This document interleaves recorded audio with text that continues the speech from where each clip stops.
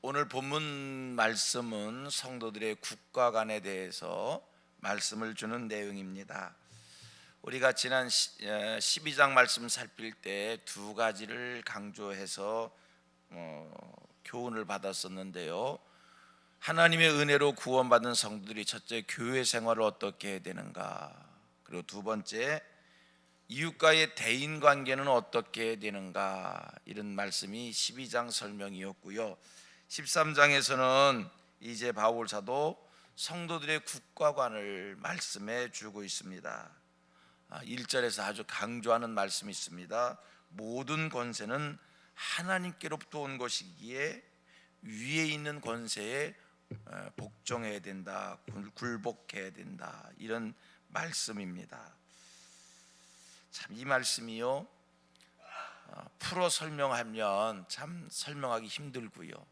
우리 성도들이, 그 다음에 세상 사람들이 오늘 말씀 이해할 때 좀 의아하게 생각하는, 잘 이해가 되지 않는 그런 말씀일 수도 있습니다.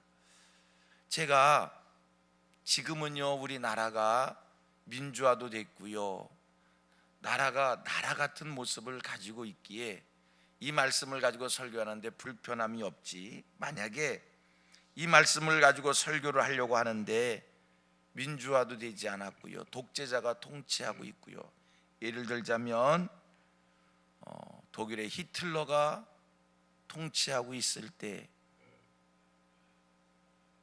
북한 땅에 김정은이가 통치하는 하에 있을 때 이 말씀을 가지고 설교를 한다면 어떤 설교를 해야 되겠습니까? 자, 1절 한번 같이 읽어봐요. 시작. 각 사람 위에 있는 권세들에게 복종하라. 권세는 하나님으로부터 나지 아님이 없나니 모든 권세는 다 하나님께서 정하신 바라. 그래요? 모든 권세는 하나님께서 정하신 것이기에 모든 권세 앞에 복종하라, 이런 말씀을 주고 있어요. 여러분, 지금 제가 그래도 대한민국이라고 하는 이 체제 속에서 설교하니까 설교가 되지요. 상식 이하의 통치자가 있는 나라에서, 군사 정권 하에서 이 본문으로 설교를 하려면 어떻게 해야 될까? 사도 바울이 오늘 본문을 줄 때 에베소 6장의 자녀들에게 부모를 주 안에서 공경하라, 이렇게 단서를 붙였다면 주 안에서란 단어가 많은 우리들의 또 설명을 필요하게 하니까, 이해를 필요하게 하니까, 근데 오늘 본문은 주 안에서라는 단어가 없고요, 오늘 본문 그대로 1절 말씀을 보면 무조건 위에 있는 권세에게 복종하라는 겁니다. 성경의 가르침입니다. 성경이 우리에게 명령하는 겁니다. 권세자에게, 위에 있는 자들에게 복종하랍니다. 마음에 새기십시오.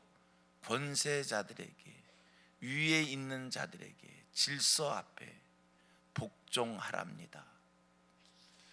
일찍이 독일에 목회자여 신학자라고 본회포라고 하는 사람이 있습니다.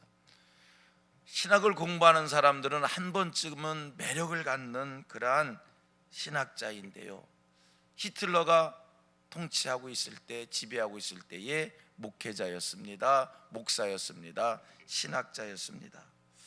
본회포에 많은 갈등이 있었습니다. 히틀러를 이대로 내버려 둘 것이냐, 죽여 없애야 될 거냐, 이 체제를 인정해야 될 것이냐, 이 체제에 항거해야 될 것이냐, 그가 고민과 갈등 끝에 결론은 히틀러 암살입니다. 죽여야 된다는 거예요. 마치 술 취한 버스 기사를 그냥 가만히 내버려 두면 많은 사람을 불행하게 하는 것이기에 술 취한 버스 기사는 끌어내려야 된다, 그 원리 속에서 술 취한 기사를 끌어내리는 심정으로 히틀러를 암살 계획을 합니다. 체제에 항거를 했다는 거예요. 그러다가 본인이 먼저 죽었지만요. 여러분, 어떻게 해야 되는 겁니까? 어떻게 해야 되는 겁니까? 성경은 위에 있는 권세자에게 그 권세도 하나님이 주신 것이기에 굴복하라. 자, 오늘 이 본문을 우리가 이해하려면 먼저 잠언 16장 4절에 있는 말씀을 기억해야 됩니다. 잠언 16장 4절에 성경은 이렇게 말합니다. 악인도 악한 날에 적당하게 하셨느니라. 우리 하나님, 악인도 악한 날에 적당해, 악인도 악한 날에 하나님의 방법으로 쓰신다는 겁니다. 악한 자도 하나님께서 악한 날에 하나님의 방법으로 쓰신대요.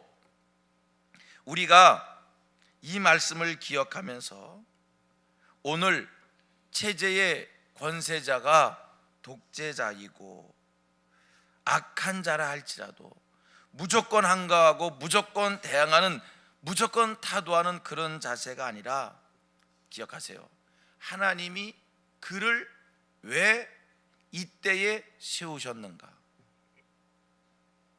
하나님께서 왜 이때에 이런 정권을 주셨는가?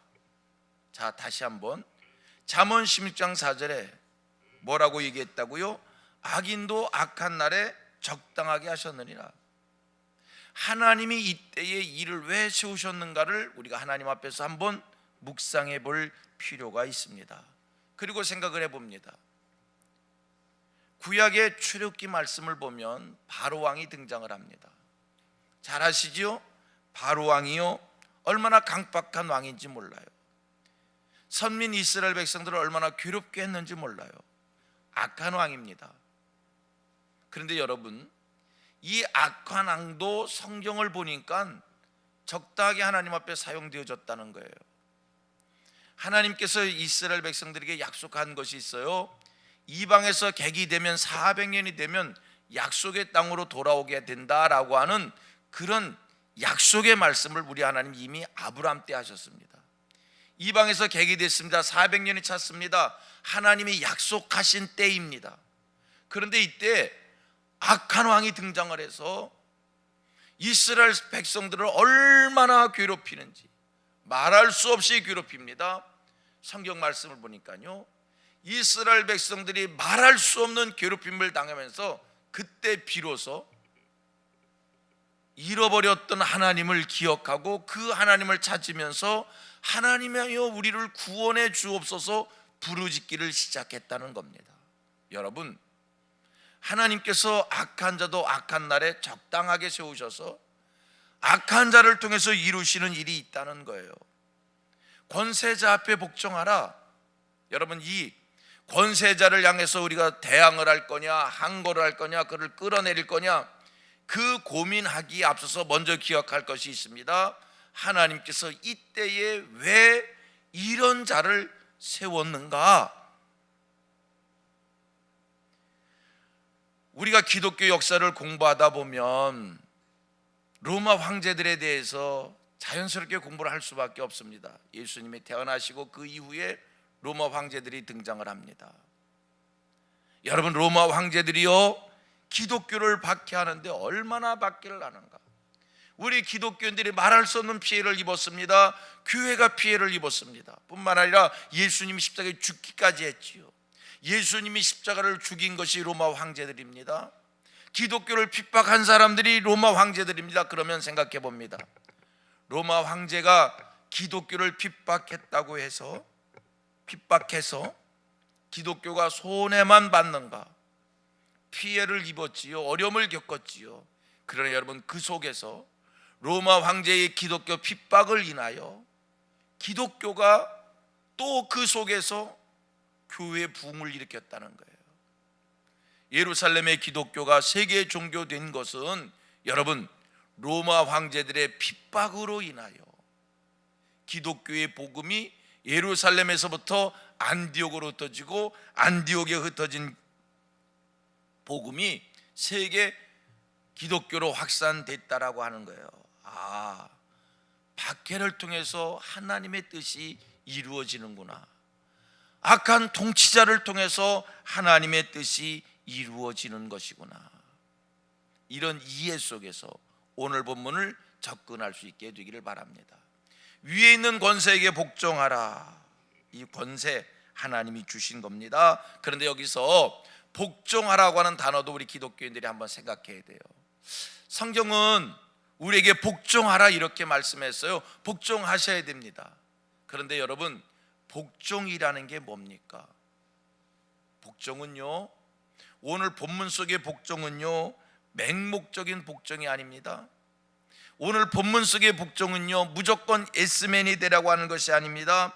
우리 본문 속에 복종이라고 하는 것은요, 어떤 명령을 내리든지 머리를 숙이고 어떤 명령을 내리든지 하라는 대로 시키는 대로 따라하라는 그런 뜻이 아닙니다. 칼빈 선생님은요, 오늘 본문에 대한 복종을 그런 맹목적인 복종 아니다라는 겁니다. 정부가, 권세자가 하나님의 뜻을 모욕하고 참남한 행동을 할 때는 그런 정부에게 순종할 필요가 없다. 칼빈 선생은 그렇게 말씀을 주고 있습니다. 여러분, 그러면 오늘 본문을 어떻게 이해해야 되나? 그러면 오늘 본문을 어떻게 이해해야 되냐? 제가 지금 두 가지를 얘기했습니다. 권세자들, 그냥 정부라고 표현할게요. 정부, 하나님이 허락한 겁니다. 여러분, 역사의 주관자가 누구이십니까? 하나님이십니다. 인정하셔야 됩니다.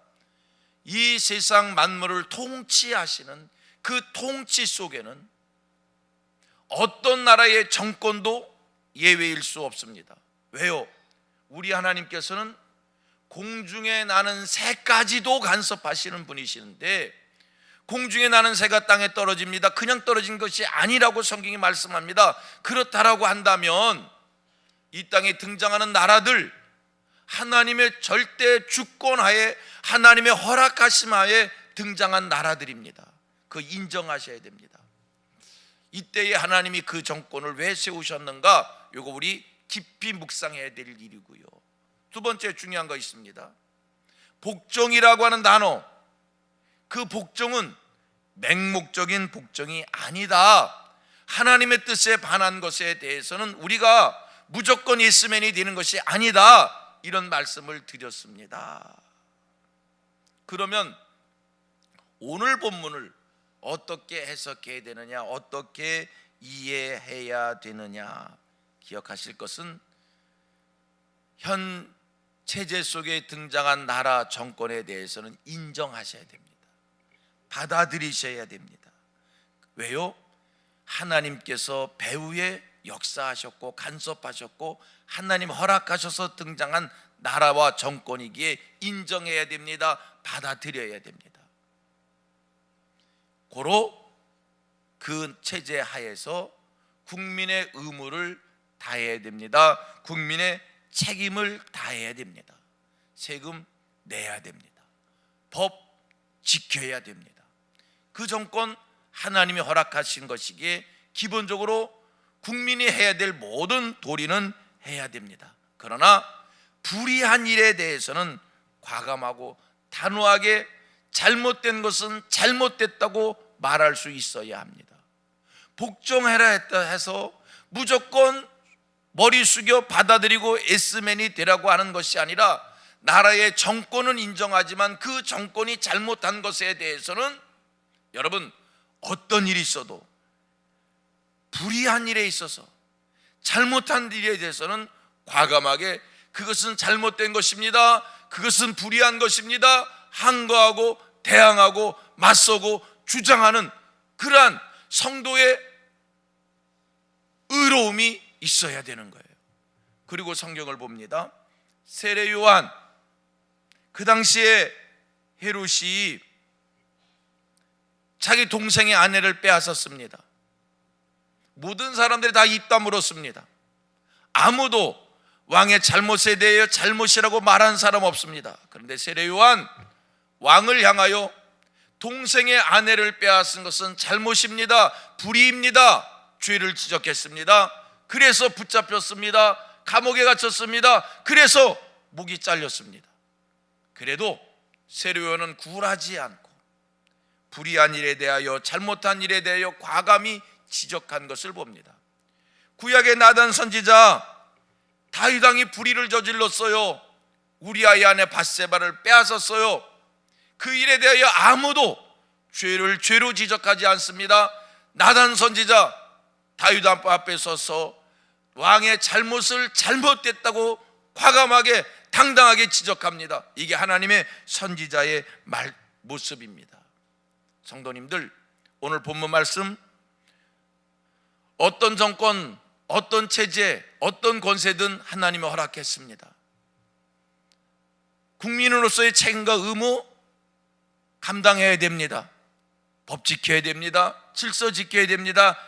해야 될 일 누구보다 더 잘 해야 됩니다. 그러나 불의한 일 앞에, 성경 말씀에 어긋난 일 앞에 우리는 목숨 내걸고 잘못됐다고 말할 수 있어야 됩니다. 이것이 성도의 의인 줄 믿습니다. 그런 의미 속에서 우리 성도들은 오늘 이 나라를 위해서 기도해야 됩니다. 이 나라가 잘 되기를, 이 정권이 잘 되기를, 우리 새로운 대통령이 이 나라를 잘 이끌 수 있도록 누구보다 더 열심히 기도하고 사랑해 주어야 합니다. 그러나 여러분, 이 나라가, 이 정권이 혹이나 성경 말씀에, 성경의 가르침에 어긋난 일을 한다고 할 때, 우리 그리스도인들의 신앙의 자유를 빼앗는 일을 한다고 할 때, 우리는 그것은 죄는 죄라고, 잘못된 것은 잘못됐다고 지적할 수 있어야 됩니다.